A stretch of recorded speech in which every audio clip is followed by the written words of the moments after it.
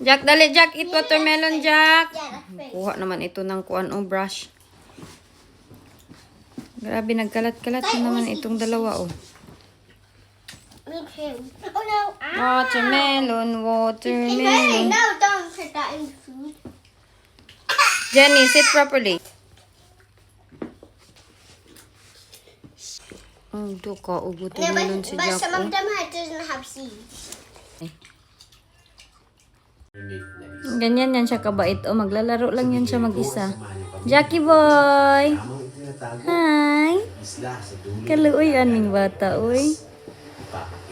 Ito ko, Nano, hilak akong baby man, ah. Ano nyo, nabutan ko siya umiiyak. Kaluoy. Ay, slowly, pod. Ayaw. Hey! Asa ka, Jack? Siya kang mami eat? Oh.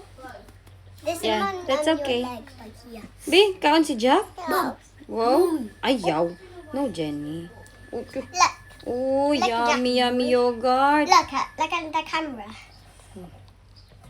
Kumain. Ang ate, oh. Walang ligo. Wee. Wow, hala, gusto niya pala yan. Yummy? Already, I saw little lines like here. It's like this shape. Hey, Smiley. Smiley. Ulo. Oh, the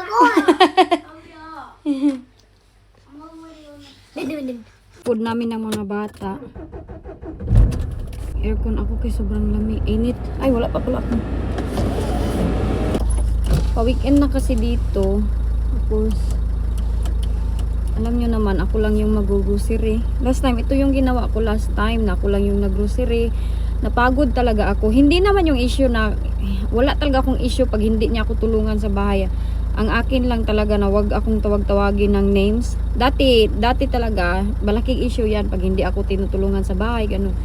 Pero ngayon, natanggap ko naman kasi ayaw ko na mag-expect. Kaya alam ko na pag nag-expect ako ng malaki, ako lang yung masasaktan. So, hindi naman ang issue dahil hindi niya ako tinulungan. Ang talaga doon issue is, inano ko na si Jack, diba? Tapos, tinawag niya ako ng, ikaw ba naman tawag-tawagin ako ng pangalan, di ba ka magalit? Oh, tapos sinabihan ako ng iba dyan na OA daw ko, sobrang ka OA, grabe daw yung expectation ko. Sagal na akong okay, na hindi niya ako tinutulungan talaga.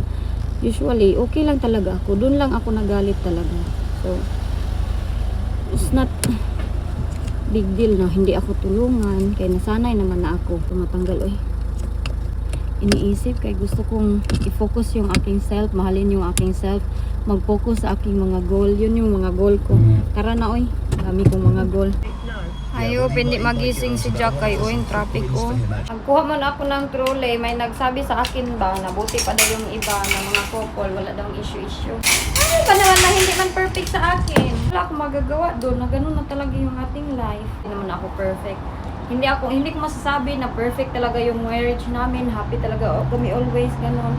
Hindi ko mapiplease yung iba kung ayaw nila sa akin na toxic na daw ako. Hindi ko sila mapiplease. Ang akin lang, na-focus ako sa aking self for now kasi marami tayong problema. Ay, magkapito pa tayo. May trolley na ako dito. Sanang sinama ko na lang yung mga bata. Wala akong kasama.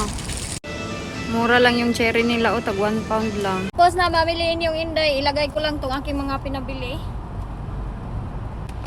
Medyo madami-dami talaga ito akong binili ba. Ang bag ni Jenny, nandito. Kailangan ko na namang mamili ng mga bag nila, kung anong mga gamit. Kaya kahapon nag-request na naman si Jenny na sira na daw yung kanyang sapatos. Sabi ko mag-antay na lang kaya malapit na talaga matapos yung school year ninyo. Ito yung routine ko last week nung nag-away kami, sobrang pagod talaga ng aking katawan. Ang iba kasi ba, kay parang iniisip nila na nag-OA lang ako. Hindi ba yan OA yung pagiging mama natin, no? Bakit daw akong palaging nagkukuan, nagmi-makeup nasa bahay lang daw naman ako, palagi daw nag-iinarte. Hindi man yan pag-i-impress kasi sabi nila may daw ako, ini-impress daw. Wala, hindi naman yan ini-impress. I'm impressing myself. Ganun. Self-love man kasi yan, yung pagpapaganda natin. O ganun mo i-express na if you're happy. Diba? Magpapaganda ka. Pero pag sad kasi ako, hindi ako masyadong comfortable mag-makeup.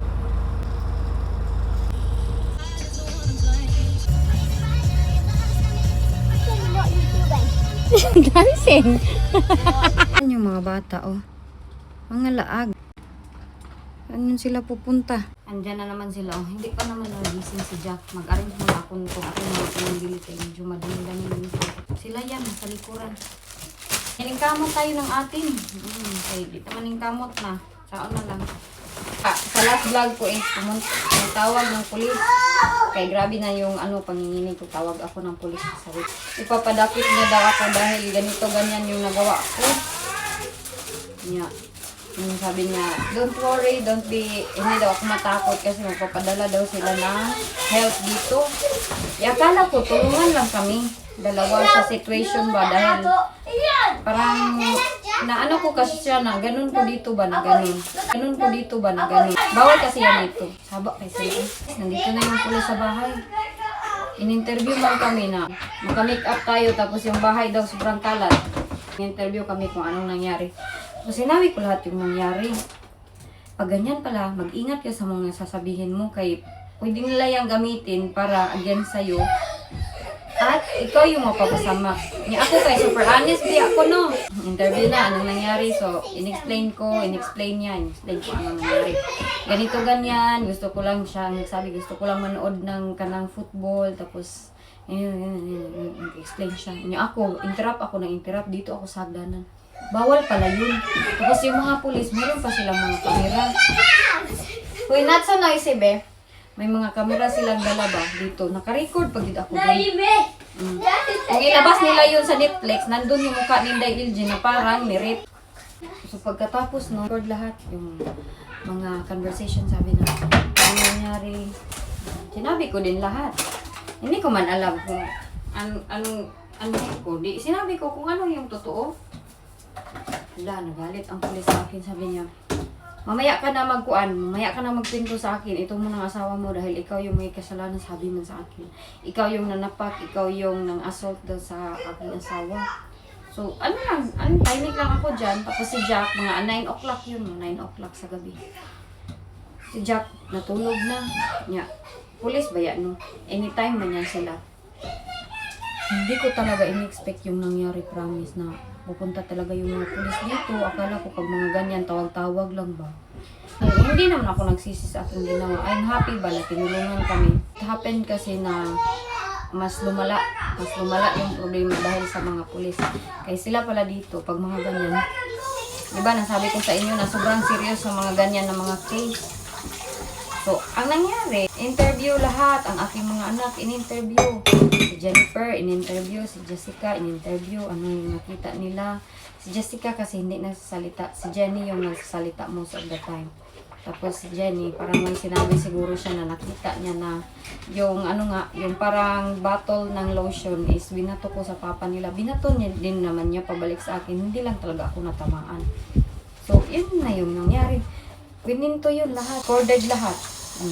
Saan man kanyan, recorded lahat. Matagal yung pulis dito sa bahay. Sobrang tagal nila. So, umakyat ako.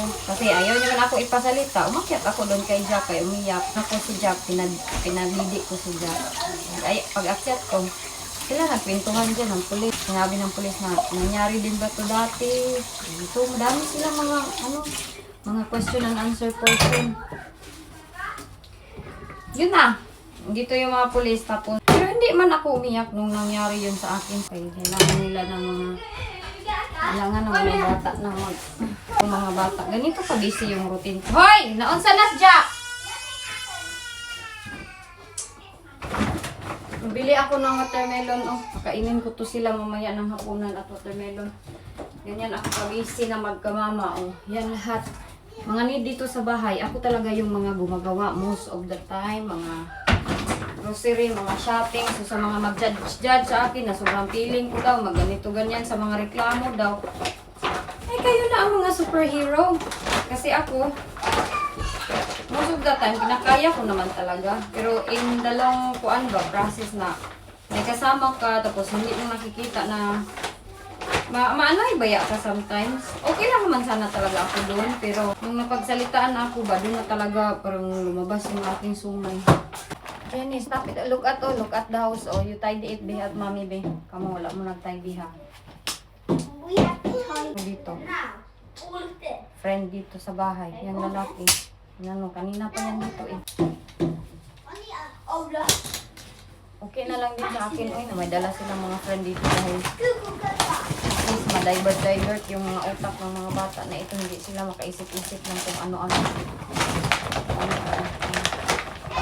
Kailangan ko itong ipang-fold. Every shopping, sobrang gastos na dito din.